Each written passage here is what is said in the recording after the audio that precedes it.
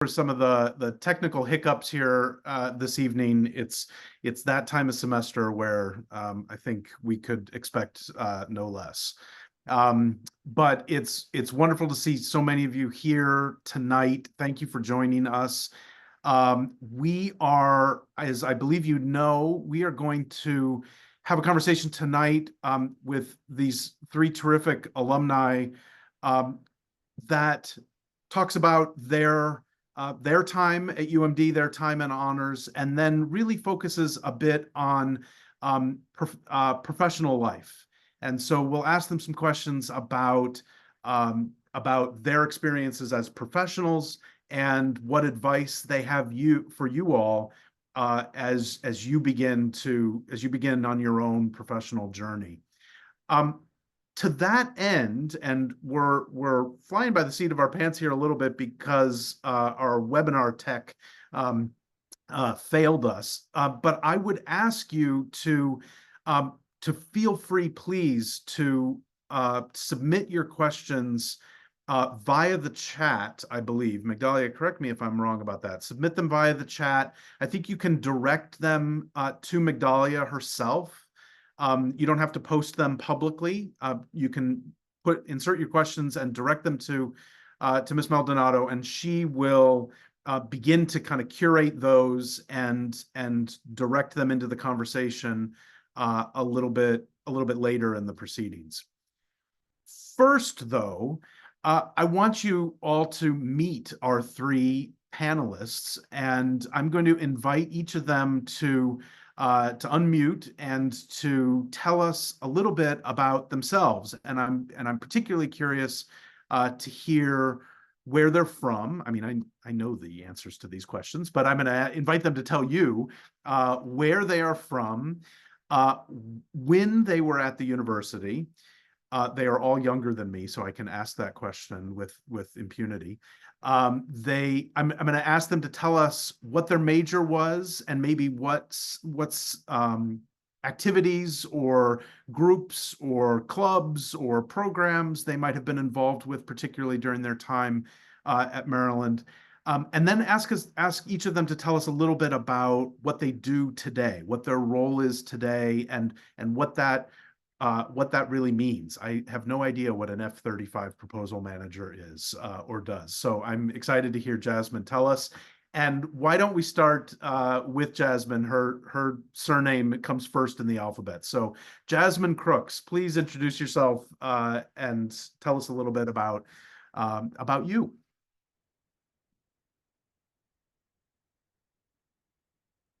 Oh, you are not, you're still muted.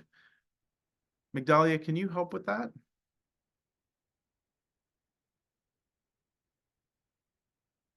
Bear with us 1 second. All right. Thank you. Sorry about that. So good evening, everyone. My name is Jasmine Crooks. I am actually like 20 minutes down the street of UMD, born and raised in Bowie, Maryland. Went to Eleanor Roosevelt, if anyone's familiar with the local area, high schools. But I graduated back in 2016 in the May timeframe. Okay, I see some Roosevelt folks in the chat. That's awesome. Yeah. So I graduated from the business school back in 2016. I was studying operations management, data analytics, and supply chain.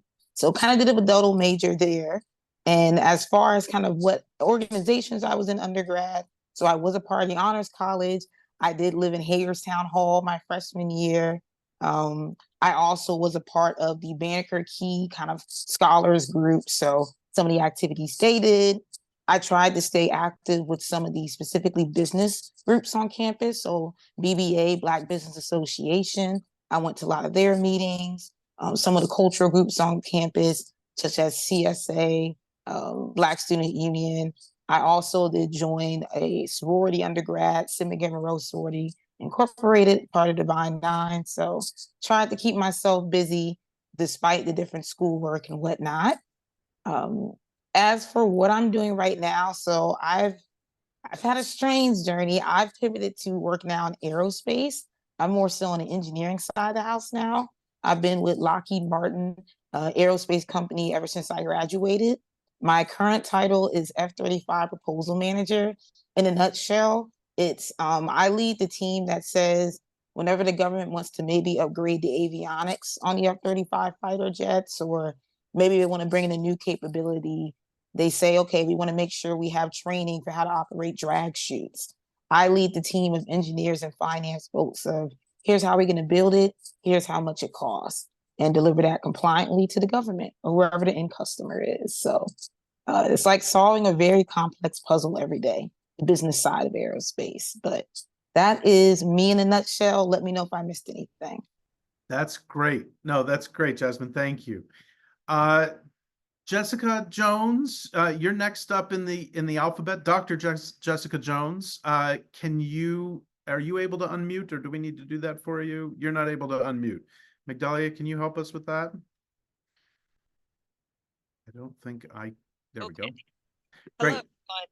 Yep, my name is Jessica Jones, PhD. I did my undergrad at the University of Maryland. I'm class of 2011, aerospace engineering. I was in honors humanities, actually. So I lived in Wacomico my first 2 years. I'm a South Hill, North Hill Terp all the way. I was involved in a lot when I was on campus, but also I was in the engineering honors program my junior and senior year. I was an engineering ambassador. I was active in NSBE, the National Society of Black Engineers. I participated in SGT/AIAA, the American Institute of Aeronautics and Astronautics. I was in the Gamer Symphony Orchestra. I worked in the wind tunnel. I did study abroad. I was everywhere on campus. I never left campus, to be honest. It was great. I loved being on campus.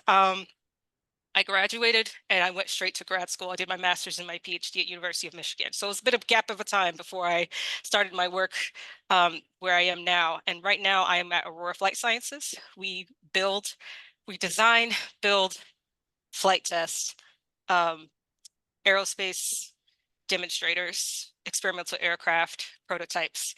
So all the really fun stuff that you see coming out of research labs and then like coming out of DARPA proposals, Air Force Research Lab proposals, Army Research Lab proposals. We compete with the likes of Lockheed Martin, but on the research and demonstrator side. So the folks who are at Skunk Works, Phantom Works, et cetera, we're their competitors. And it's really, really fun work. I owe all to the baseline that I got from here at the University of Maryland. So really looking forward. Oh, I am also PG County born and raised. So I did not leave far from, I tried to go far from home, but I ended up at University of Maryland because it was the greatest school. And I'm currently in Manassas, Virginia. So looking forward to you guys in your discussion today. Thank you. That's great. And I hadn't put together that we already have a rivalry going with your Boeing affiliation and Lockheed Martin. Okay. Dan, you're up next. Tell us about yourself. And once again, at Migdalia, we need there we go. Okay, great. So my background is not going to be nearly as impressive as Jessica and Jasmine's. Nice to meet everyone. I'm Dan Katz. I'm originally from a town called Suffern in New York. It's about 45 minutes away from Westchester for relevance. Graduated from University of Maryland back in 2018. I was also, similar to Jasmine, I was in the business school, international business and finance, but minor in mythology to keep it well-rounded. What I was involved in, certainly university honors. I started a group called Greek Life Serves, Terps Against Hunger, and involved in student government. So think of RHA, think of University Senate. And in terms of career-wise, it's been interesting. I graduated and worked at Ernst & Young for only about 6 months, and then I worked in equity research. So that's understanding businesses, creating financial models, all that fun stuff. Covered chemical companies, and now last 3 years I've been at a growing startup called Yipit Data, and my role is really leading a consumer insights team. So I'm talking to Frigidaire about why their fridges are selling at Home Depot and not Lowe's, or vice versa, and how what type of features they should add to their new products for consumers.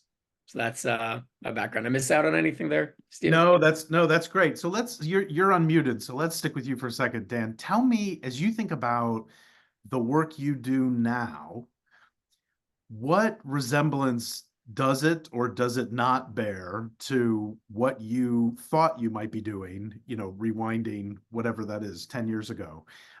Is this kind of where you thought you would be? Is this completely different? Is it in the neighborhood? What's the relationship between sort of the plan you had, that you forged when you were at UMD and where you are now, fast forwarding a few years? Yeah, I certainly thought when I was, in the business school, like I was part of the CEMBET program in Wall Street Fellows. I was like, all right, Wall Street sounds great. Didn't end up going that route down the line. And I think I'm in a spot where it's only partially what I'd expect from when I was back in UMD. I didn't think I would go to a startup. It's one that's grown since then, but I thought that I would be more comfortable going to one of these larger companies, have more support. And I think what's been really engaging about it all, though, is, in Maryland, right, you're pushed to try a bunch of random clubs, a bunch of random things, and that probably helped form the backbone and make that switch from such a large bank to go to a startup. So I'd say it's a bit of a mix. I expected to do something analytical, but now I'm doing something that's a little bit analytical, a little client facing. Right. So, thank you, Jessica. Can I ask you, because your path, I think, was a little more direct, right? You were an aerospace engineering major, and then you continued to do aerospace engineering at Michigan, and now you do what you do. Can you maybe shed a little light on what you think you gained at Maryland that, that sort of positioned you so kind of efficiently to get to where it is you are now? Or is the story more complicated than I'm suggesting? And we might need Migdalia's. Oh, there you go. Thank you. Yeah, it looks really efficient on the outside, right? Aerospace. It's not. My thought process was never to be in aerospace. Well, it was. I really like airplanes, but I was originally, all my college essays were about me becoming a sci-fi writer. That's how I got into honors humanities. Oh, wow. And then even when I graduated, I was doing a lot of undergraduate research in many different areas. I was trying to figure out if I really liked research and if this was a field. I ended up with this is all really fun. I don't know really what I want to do. So let me go to grad school and figure it out. So I did my master's, I did my PhD. I got a chance to build a small aircraft, a small high altitude, long endurance aircraft. It's on the cover of a textbook now. I'm very proud of it. Oh, wow.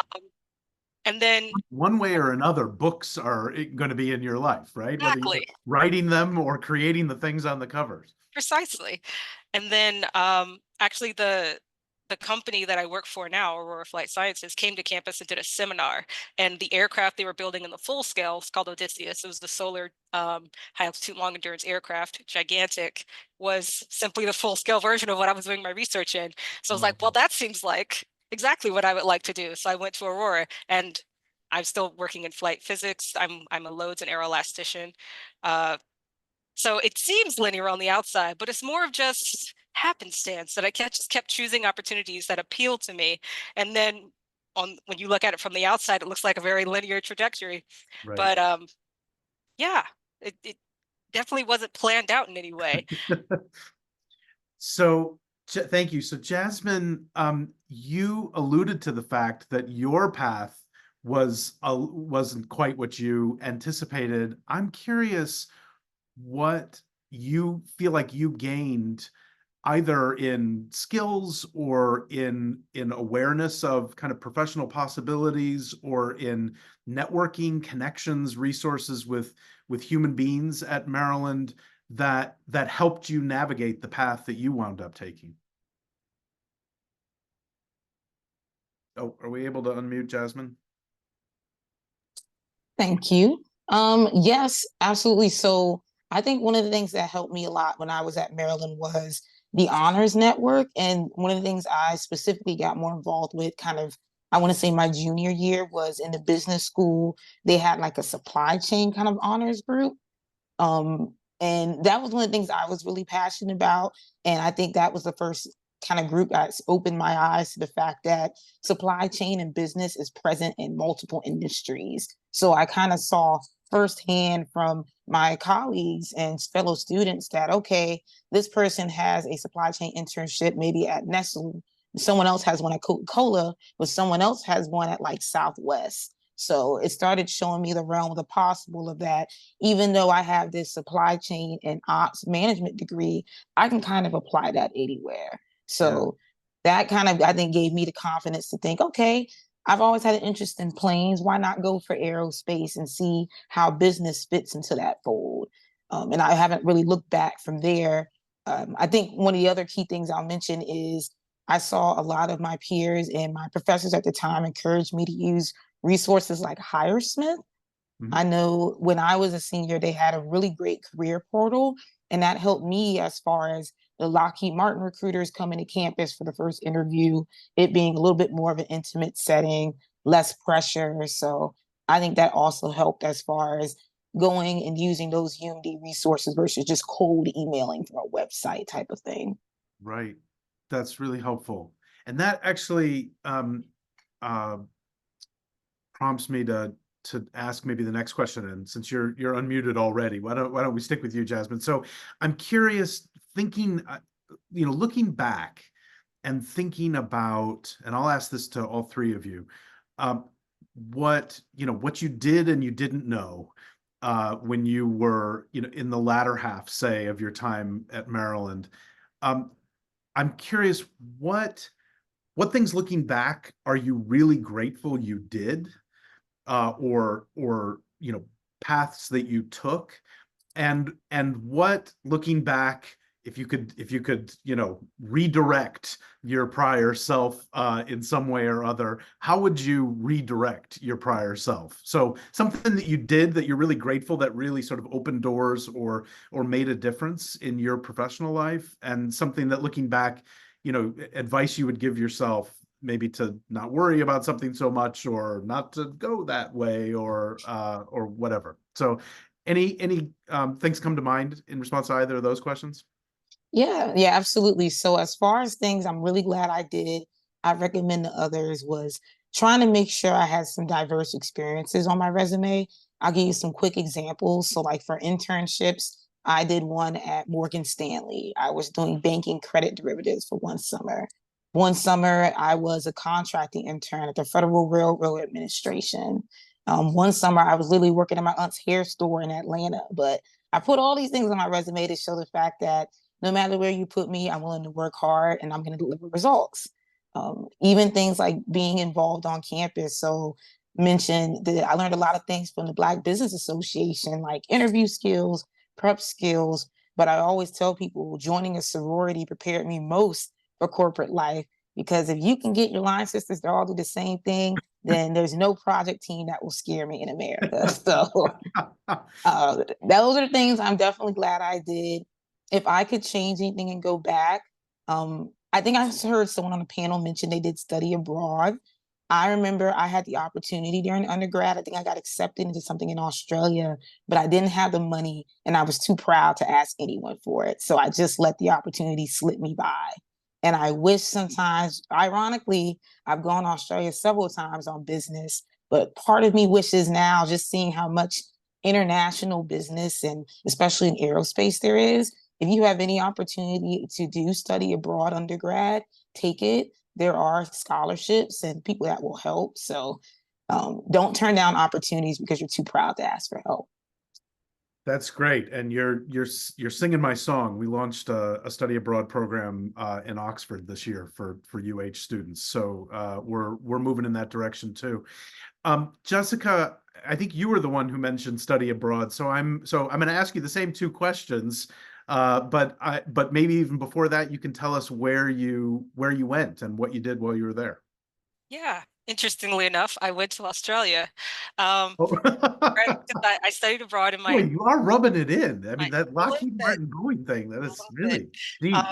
Yeah, it was, it was expensive. It was a whole semester. I spent the 6 months there, and the key thing was that I went second semester junior year, which is a very heavy engineering year. And it took a lot, honestly, to plan that out because you have to make sure the credits transfer and they need to transfer in the correct order. And so it took a lot of planning. And like Jasmine said, like I had to ask for a lot of help across the board from my professors in engineering who needed to approve these courses, from the study abroad office who needed to approve the school, because I ended up going to a school that was out network, but they let me use my Banneker Key scholarship to go there. So Right. Oh, there was a lot of Q&A that led to that point. It was not a standard thing, but I was very determined to study abroad. And so I made it known. And Tracy Dula helped yep, me a lot with that as well. yep, So yeah, it was a lot of like make the plan, work the plan, and don't give up on the plan just because it's difficult. Like, but it did require a plan. It wasn't something I decided kind of and just was able to do. So that's a big piece of advice there. And then you asked also things I'm grateful that I did while I was on yeah, campus. yeah. I think one of the ones that has probably contributed greatly to my overall career that's not actually a class is the engineering ambassador program. I was an engineering ambassador sophomore, junior, and senior year. And that one allowed me to get a really wide-ranging look at all the engineering disciplines because you have to learn what all the labs are, you have to learn the professors, what research the university is involved in, and then be Right. able to articulate that to students and parents who are visiting and then answer their questions. So that meant that I was getting exposure to a lot more than just my aerospace silo. I could see the interdisciplinary connections. I Yeah. understood what research was and what the breadth of it could be at a tier 1 research institution. And then sort of taking that also just the soft skill of being dropped in a group of strangers who are all a little bit nervous. And Mhm. I'm the one who has to lead that conversation. I'm the one, because at the end of the day, their experience is kind of dependent on me. That's been invaluable. That sort of opening up of my introverted shell into someone who can like be in an audience and like be in a board of directors meeting or a VP in front of a VP and sort of present stuff that maybe I'm not an expert in, but it's my responsibility to present this stuff to them. And kind of the buck stops here. And so that was a really invaluable experience to have. And I've continued to be an ambassador for other things throughout grad school and even at Aurora. So it was really kind of a formative experience. That's great. And then is there something looking back where, if you could just grab the former Jessica by the lapels and say, maybe steer the other direction. Anything that looking back you wish you hadn't done, or maybe opportunities you wish like Jasmine was saying, that maybe came up, but you didn't take advantage of when you were a student. Yeah, that's a hard one because I did pretty much everything I wanted to do while I was on campus. But I think the one thing that I do regret is that I didn't really keep in touch with any of my cohort. Like I had a fairly large, well, the aerospace engineering folks, the folks who I met in honors humanities and the folks that I knew in engineering honors. So I had a pretty good network and I didn't really keep in touch with a lot of those folks. This is a little bit before the days of LinkedIn. Right. We had social media, we had business card exchanges. I think I have 2 signatures on my diploma, like of other students. Oh, um that's yeah, other students, other classmates who were right. graduation, right? We signed each other's diploma and things like Yeah, that. And so when I run into someone who I did know at Maryland, it's almost like oh my gosh, I did know you. yeah. But it's pretty rare, and I feel like my network would be richer if I had kept in touch with those, but I didn't realize the value of the network until much later. That's great. No, that's helpful advice, and you can see why I'm asking this question. Not so much to embarrass you for whatever things you might regret, but to elicit the advice that our audience can benefit from. Okay, Dan, you've had a minute. You're up next. Give me something looking back. You're glad you did. Something looking back. You're maybe less glad. Yeah, and I think they touched on a lot of really good ones. For me, I think, and this is actually similar to what Jasmine said, but the diversity of experiences on college was probably one of the best things. So being in the business school, then I also worked at, the Performing Arts Center. So getting to meet an entire different group of people, getting to do an entire different type of work, I think was really, really useful for kind of my appreciation of things that were just not what I was solely focused on academically, but just enjoying socially. So I really enjoyed that. And But I think one of the best things I did was I got with the classics department. I really wanted to study abroad, but it's, really difficult, especially if you're, out of state, to sort it all out. Yeah. And was able to, secure like a scholarship for a short term period. My one of my regrets would be not doing an entire semester. That's something that I really wish I did. But I think fighting tooth and nail and working through a lot of minutia to make sure that I was able to get the ability, because I think it'll be tough to find anyone who didn't do a semester abroad say that that's like not a big regret. I think everyone will tell you that's something that they wish they did, and there's a reason. Something that I really also wish I did more, and this actually fits a bit more with what Jessica was saying. So I kept close touch with a lot of my cohort, specifically from the business school, but I didn't do as good a job doing it with students that fell in other majors, kind of maybe stayed in the Maryland area. I live in New York City, for example. So I think one thing I wish I did better was keep in touch with them, because you have no idea how it's going to overlap. Like, I work with data engineers and software engineers every day that there weren't a lot of them in the business school back then. So I think something I wish, and designers as well. So I wish I kept in touch more with that broader group of people in different majors, to kind of keep those doors open. Yeah. That's helpful, and it's a nice segue. I mean, both you and Jessica have mentioned networks, and I can only imagine that Jasmine's got thoughts about that as well. Let's talk a little bit about that. And let me just say before I ask that question, so we're starting to get some questions coming in to Ms. Maldonado. So if any of the students who are on this call do have questions, please do send them to her, and we will make sure to ask those once we've got just a couple of more maybe, and we've got a critical mass. So Dan, while you're unmuted, let's start with you, and then I want to kind of open it up. I think one of the things, and this is true as much for me perhaps as it is for our students in attendance, networking can feel really artificial and maybe forced. It can feel like something that, I don't know, is somehow kind of transactional. I wonder how you think about building a network. What advice do you have for going about growing that network, establishing it in the first place, maybe getting over those feelings of artificiality? What can you do to kind of help embolden our audience here when it comes to network building? I remember when everyone freshman year was saying you need to network, not knowing where to start. It just seemed like such a broad black hole. You got to network. All right, is there a plan? Is there a game plan here? Right. And you have to develop one, and it is a grind, but I think it's one of the most important things that I've learned that's helped me a ton in my career. So what I think is really important is it is going to be transactional to a degree, but everyone understands it. Everyone gets it. I remember when I was trying to get an internship my sophomore year, I had about 10 really cool looking internships that I had my eye on.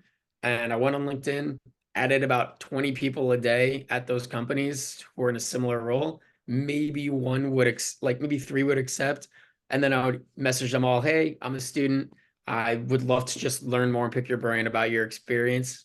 People love talking about themselves. So maybe one out of every three would then agree. But I remember I was given an internship just based off of arbitrary networking that I did on LinkedIn. Wow. So I think having a good structure of, here are the types of jobs I'm interested in, types of companies or industries I care about, whether it's health sciences, whether you're looking into, banking, or whether you're looking into something like consumer goods or like products like that. I think it's just so important. As you meet people, you also ask for who else should I speak to? And you go down a rabbit hole that's extremely, extremely valuable. Yeah. Jessica, maybe I'll turn to you and invite you to talk a little bit about your advice for network building. Sure. Yeah, and I've actually got the opposite kind of perspective on it, that it doesn't feel transactional if you're doing it well, because I'll give you two examples. One is where I made a connection with someone, one is someone made a connection with me. So I was at the NSBE conference a couple of weeks ago in Atlanta, Georgia, 17,000 Black engineers. I was there as a recruiter. I'm wearing a bunch of gear that says I'm a recruiter. So obviously I'm expecting a lot of students to come up with, to me, looking for internships, looking for job opportunities. Bunch of Maryland students were there. I got resumes. Not necessarily going to remember everyone's name, everyone's face. Why? Because there's a bunch of you. Right. But last weekend, I was back on campus for the Black Alumni Weekend. Yeah. And one of the students who was on site for like a student organization event recognized me, came up, gave me a hug, was like, "It's so great to see you." I'm like, "Well, now I remember you." That's right. He's a part of my network now because, and that's just a connection that was made. Like it's not about his resume necessarily. It's about us connecting as people. Yeah. We're both alumni of the University of Maryland. We have a mutual interest in aerospace. Let's talk. And then if I have an opportunity that's available to him, I'll let him know. Yeah. If he's ever looking for mentorship in the future, I'm happy to give that. But it doesn't necessarily have to be that he's only here because, right. He wants something out of me. Right. And then in the opposite way, similarly, at the same conference, because it's just very recent and it's a big network conference. I was in middle of a room waiting in line, got to talking with the woman next to me, and she said something she said fighting, and I was like, fighting? That is a K-drama reference. That's a K-pop reference. Do you watch K-drama? She's like, "Oh my gosh, yes." And that kicked off an hour-long conversation. We tagged up like every day at that conference, complete strangers. Networking. And now I've got her phone number in my phone. We'll be corresponding. She actually works for the same company I did. I had no idea, just in a different division. And so she's part of my network now. But we're just people. And so whenever you're looking at ways to come up and meet a recruiter or networking across your peers, the peer network I think is undervalued.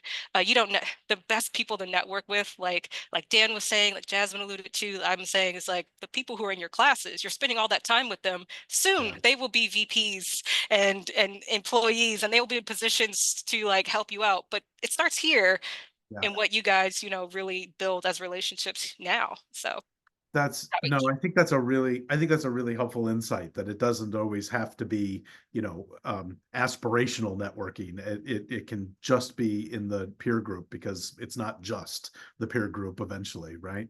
Jasmine, I'm curious your thoughts about networking, and advice you've got, and maybe ways that networking has turned out to matter in your career, maybe in ways that were unexpected.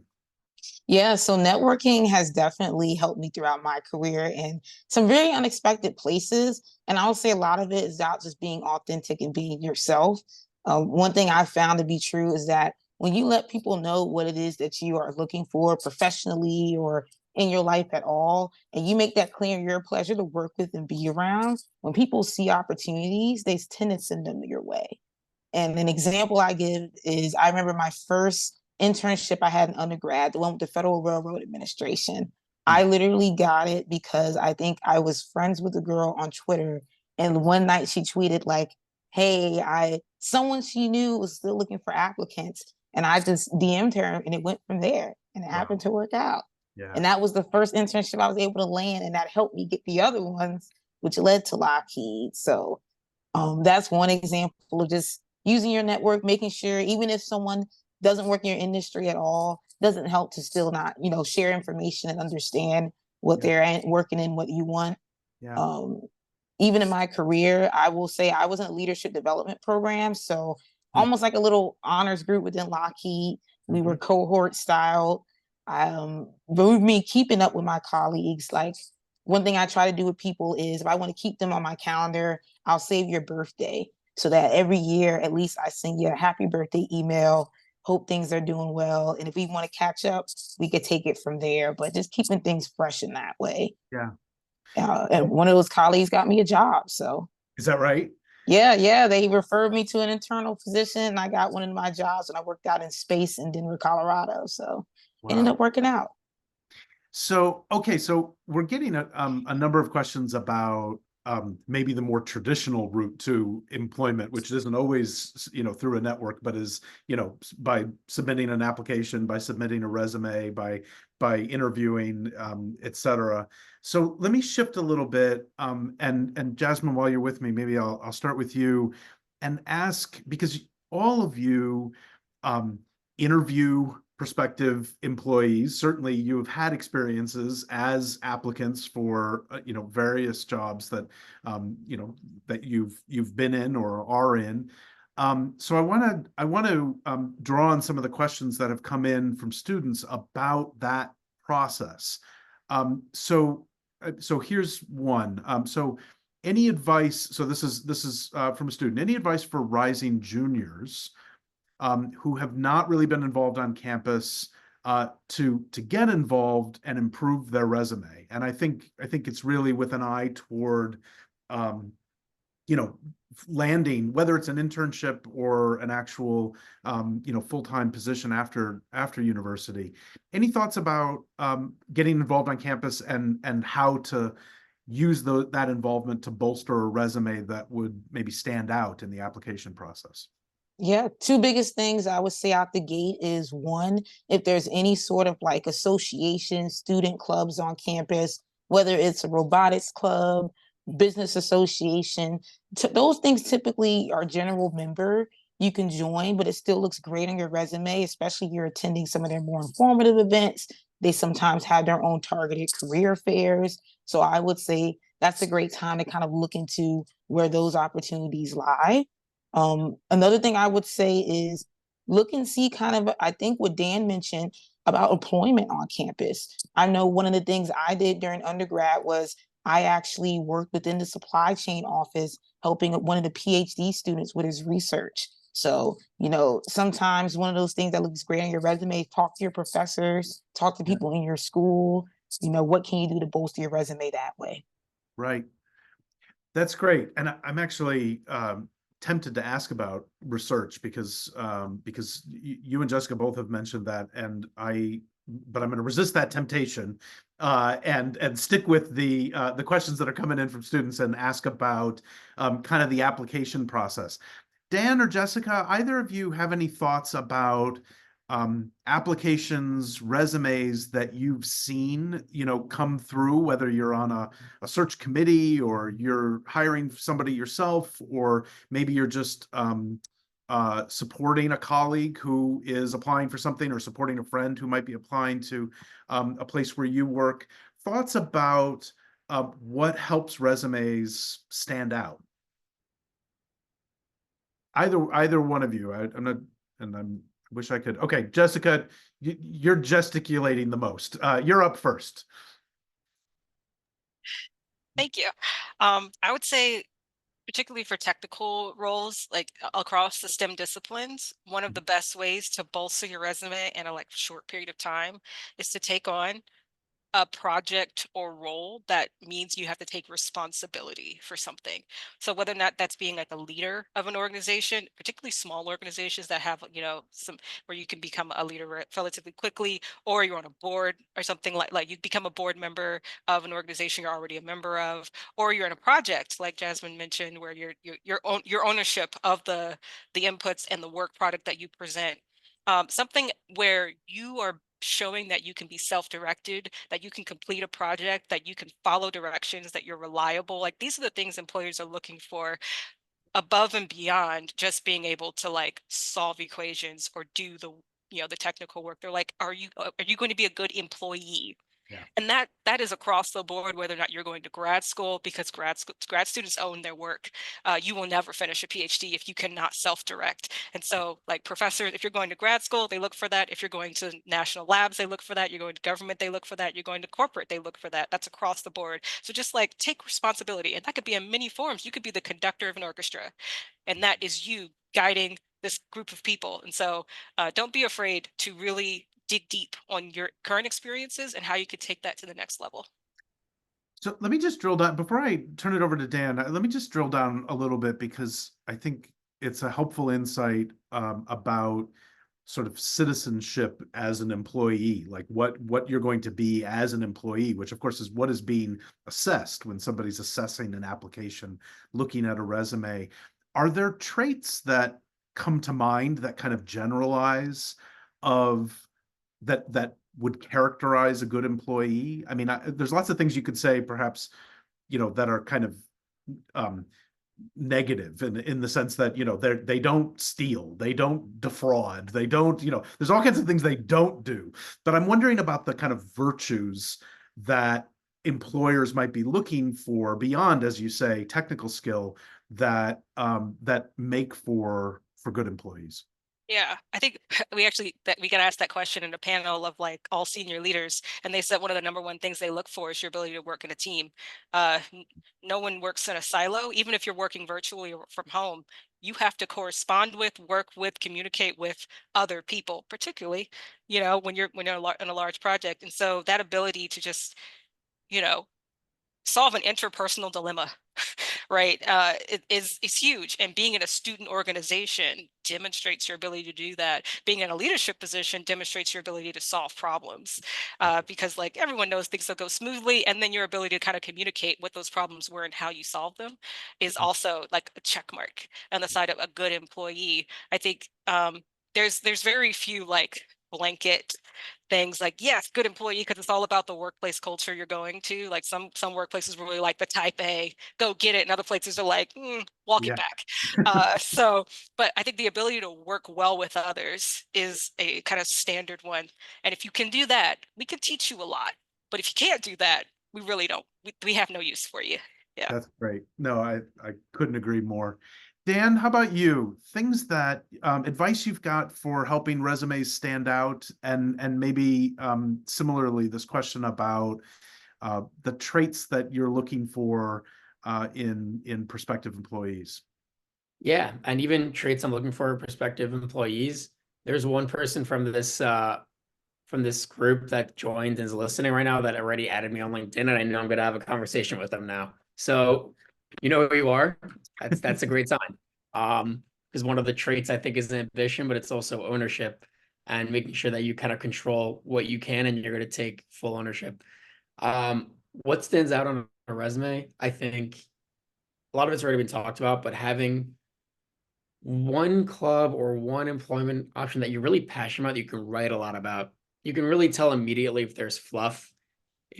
I remember there are countless times that people have thrown programming languages on there, and then we ask, all right, show me how to solve X, and they can't. And that's the biggest red flag as someone who's in hiring. And I think what goes along really well with having some of those experiences, whether it's, let's say you were really into performing arts and you worked at the Performing Arts Center, you can tell passion from reading how they write about it. You can see if it's robotic, formulaic, or if they enjoyed what they were doing. So I think trying to do something like that is pivotal. And I think spicing it up a bit is nice too, in terms of like showing some of your personality. Like I have a little section at the bottom of my resume that mentions I like cooking and mythology and traveling. Right. Someone who actually applied for a role at my company said she spoke Yoruba, and my best friend is from Nigeria, and we talked about it on the interview. And she followed up by saying, "Hey, you're in New York. This is a spot you need to go to try like the best cuisine." Oh, wow. That stands out, and that's something that obviously the person had, great ownership. They had all these other qualities, but for me, like, you stand out now because we connected. I think Jessica mentioned earlier, on a human level. Yeah. So being able to add some of your own flair, your own interests and hobbies, in addition to something that you worked on, or even a student org, because you're pretty much, when you're in these organizations, it's volunteering in a way. So I think it's just important to have one that you're passionate about on it. So I've got a couple of questions about interviews, and I do want to go back to that. But Dan, you mentioned LinkedIn, and we've talked a little bit about networking. I'm curious, this is really for all of you, whether you could share a little bit about your impressions of the norms around LinkedIn. Are there do's on LinkedIn? Are there don'ts on LinkedIn? Dan, you mentioned somebody who had already reached out to you.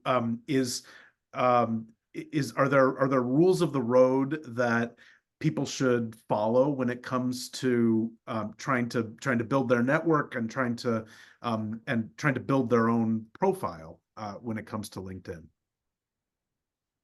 That's a really good one. I think it's really helpful to, build up and give yourself actual context for the roles that you're putting in your own experience.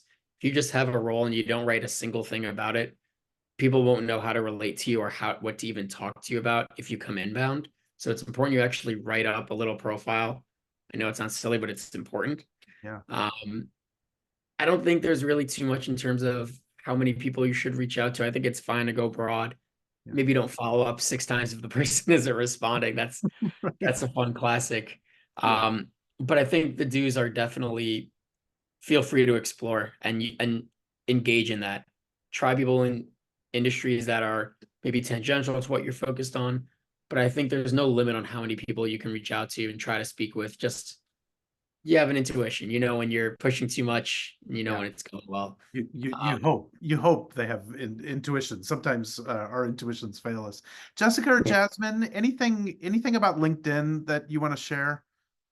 Yeah, so a funny story about this. A previous role I had to support an executive, a vice president in our company, and he actually had a communications team that met with him each month, specifically on his LinkedIn, as in curating his content. But one of the things I took from that, they also looked at each and every person who responded, like pulled out their title, where they worked, and everything. And so whenever interns would do that, they didn't even realize it, but he got a whole write-up on them. So that taught me to always have your picture on LinkedIn.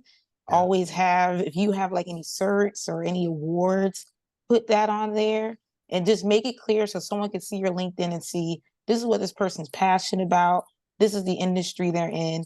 And maybe here's where they want their next step to be, whether it's they're trying to find research or they're trying to get into grad school or looking for this role in whatever industry. People do use it a lot, especially in the corporate side. Well, and just before I invite Jessica to offer any thoughts she's got about LinkedIn, I'm curious. You know, we see social networks kind of wax and wane in their salience, and they're maybe generationally indexed, right? I mean, there's the Facebook generation, and that's not the Instagram generation, and that's not the TikTok and all the others that I barely even know. Does LinkedIn still, to all three of you, feel like the place where professional networking is happening? The world hasn't moved on from LinkedIn, right? It's still happening there. Yeah. I think it depends on your industry. I have heard of alternatives for like creatives. I forget what it's called, but I think there are some platforms springing up that are more geared towards maybe less corporate industries. So Okay. yeah, but I think LinkedIn is a great place to start. I would say, yeah. Yeah. Jessica? I agree. For the corporate world, from my perspective, all the hiring, all the conversations, like LinkedIn is the place to be. It's a professional network, so you don't need to post personal photos in LinkedIn. Yeah. I'd recommend leave that for the Instagram, Snapchat, There's a TikTok. don't. Yeah. Okay. Yeah, keep your Instagram keep your LinkedIn as a resume, basically. I will add a note there. Although it's often very helpful to have more detail on your LinkedIn. I work in an industry where a lot of my projects are sensitive. So you actually, my LinkedIn used to be a lot more detailed than it is right now. So you're going to have to actually talk to me in order to get information, because like I have to be conscious of, sharing too much information. Yep. So there's there's also that. So when you come across someone's page like that, be mindful of what they have actually shared. So don't take it personally when you reach out and you cold call someone and they don't accept or they don't respond. It's not personal. They just you cold called them. Treat everything like you're rolling the dice, and if you get an answer back, please do respond back to them. And maintain that connection as long as they're willing to converse with you. I've had a couple of people drop me in the middle of a conversation. I was like, well, that was you called me. So, wow. That is wild. Yeah. And so I was like, well, no job for you. Yeah. But yeah, I think probably if you are trying to follow up with someone, I'd say maybe follow up if they don't respond twice, max. Just they saw it. They didn't respond. Okay, so I'm mindful of the clock, and I promised that I was going to circle back to questions we received about interviews. So, but because we're running short on time. We're going to do kind of a speed round here. So I'm gonna ask each of you to give me a couple interview tips. So we're in the do's phase rather than the don'ts. Tell me tips that you've got for successful, compelling, job-winning interviews, things that you've seen work. Jessica, you're on my screen. You wanna kick us off here? Sure. We are in the age of Google, LinkedIn, and information. Go to the company's website, review them, go find out your recruiter, look at all the posts they've made, have a good, deep understanding of what that company does, and go to that interview prepared to ask detailed questions. Not what does your company do? What can you do for me? You know what I could. We're in a different age now. Take a deep breath and be yourself. We don't want robots and automatons, and we can usually tell when you're being a little too stilted. Yeah. No, that's great. Dan, you concur. I see. So you're up next. Give me some interview advice. Well, give our audience some interview advice.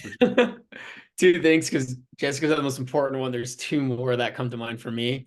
One is to have actual anecdotal answers. People are going to ask you for, what have you done in X hardship? Like, what have you done when things went wrong? Have a literal example. It's the most important thing. Is what every interviewer looks for, because we can tell if you're just babbling on that you don't have an answer. And I see you clapping a little bit, Jessica. So it seems like you agree. So that's for me, one of the most important things to look for, and also always turn it into a positive, like how you, hey, this time management was tough for me here. What I've done to address it is I started doing X, Y, Z. That's a nice way to kind of spin it. And then the last thing is ask good questions at the end. When people say, what questions do you have for me? You're not going to get the job if you say, no, nothing. I think I know everything. You need to ask, like, what, how has it been in terms of like your trajectory at the firm? Where do you see yourself? What's one thing you now know about working here that you wish you knew before you started when you were in my shoes? Yeah. So I think that's such an important element as well. No, this is great advice. Jasmine, you wanna pile on with some more? I would say it kind of falls in line with do your research. Make sure you've also done your research into your interview itself. Some interviews may have different styles depending on what role you're going for and what company. So what I mean by that is, like, when I had my Morgan Stanley interview, that was a group style interview. And it was hilarious to see, because some people, if it was individual, they would have aced it. In a group setting, they failed miserably because they hadn't prepared correctly. Versus my final round interview with Lockheed, it was a panel interview. We were flown down to their factory, and it was 5 people talking to you at one time. So being able to quickly kind of address people and make sure you're keeping up with questions. So just do that research. There's no recruiter that's ever going to get mad at you for asking, can you give me a little bit more information about the expectations of this interview? So that's my main tip. That's great. And just in the last few seconds, I'm wondering whether you guys have tips about, because these are things that you learn, I think, often from experience. If you were preparing for interviews today, are there things that you do to practice, or things that you do to, more than just reading about the company and coming in prepared? I think that's something that all of you have emphasized. But are there tricks of the trade that you've learned that you can share? Do you stand in front of your bathroom mirror, like saying, "Hi, I'm Dr. Jessica Jones, and this is what I do"? I mean, what's a tip for a good interview, for a successful interview? Yeah, practice with a person, not your mirror. Okay. Yeah, like get someone, a friend, a roommate, your parents or something, give them a sheet of questions, and then practice actually saying your stories and your answers until you can actually articulate your point. Oftentimes interviews are time bound, and you're nervous, you're sweating. They've asked you something and maybe you were a little flustered earlier and but you want this a little bit on autopilot so that you know exactly what you're going to say, so that you can spend your mental energy focusing on the things you didn't expect, not the things you were prepared for. That's great. Dan, Jasmine, any closing thoughts? I think that was perfect. Agreed. I agree. we are coming to the end of it, and I want to let everybody go. Dan, Jasmine, Jessica, this was an absolute delight. I know how much our students benefit from this terrific council. It's great to have you back in the fold. Thank you so much for spending some time, for giving back to honors, for giving back to Maryland. I will be connecting with all of you on LinkedIn, by the way. So I'm gonna take some advice myself. Keep in touch. And as the thank yous flood in, I think you can see how grateful our crew is for the time you spent with us tonight. So thank you. Yeah, thank you. Pleasure. Thank you. Good night, everyone. Have a wonderful evening, everybody. Goodbye.